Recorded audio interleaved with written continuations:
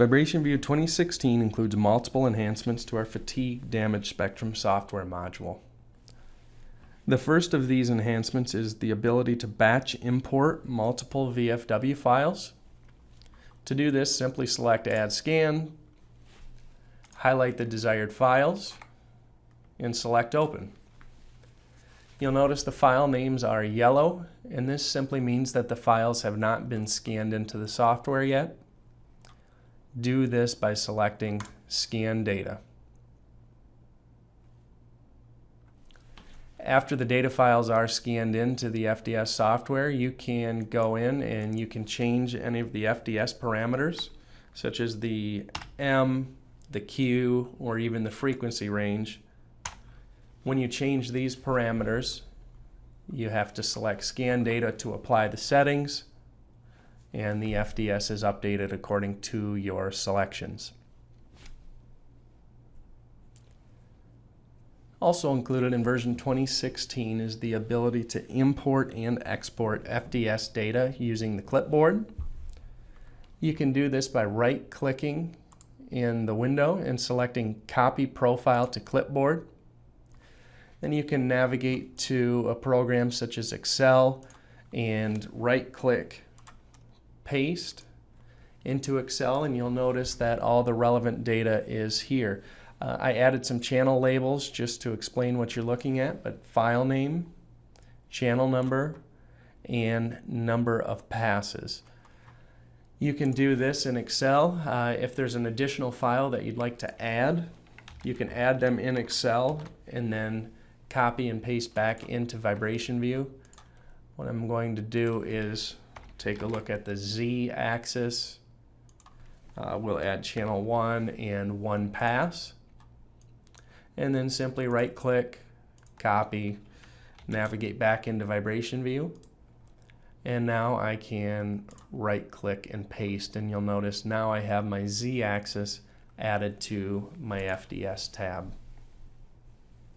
Rescan the file, and the preview window is updated with all 6 of those files.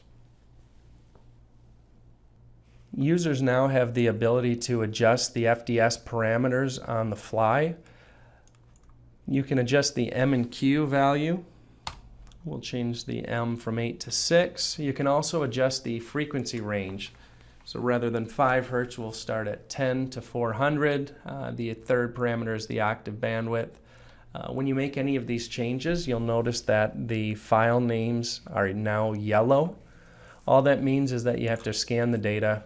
If I click Scan, you'll notice we're rescanning them using the changed parameters.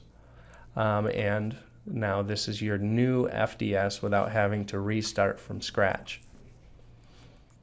Another addition is the ability to quickly see which file corresponds to which trace on the graph.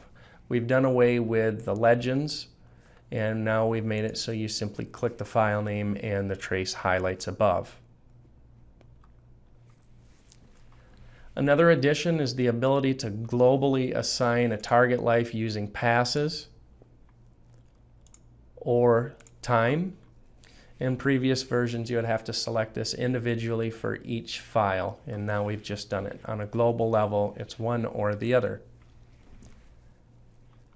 The final FDS enhancement is the addition of this drop-down menu. You can see there's a triangle. If I click that, we now have the ability to delete recordings from our FDS.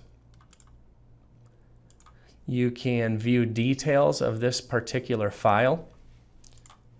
This takes you back to the Import tab, and you can see a statistical summary of that file.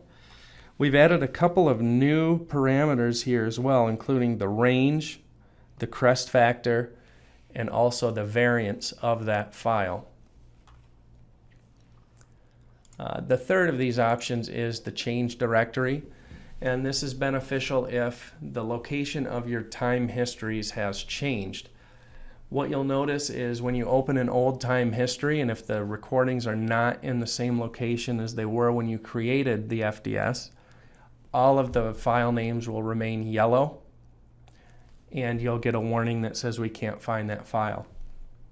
What you do in that situation is select Change Directory, navigate to the new location of those time histories and apply to all or apply to one recording, and then we can rescan that data in without having to start over with brand new recordings.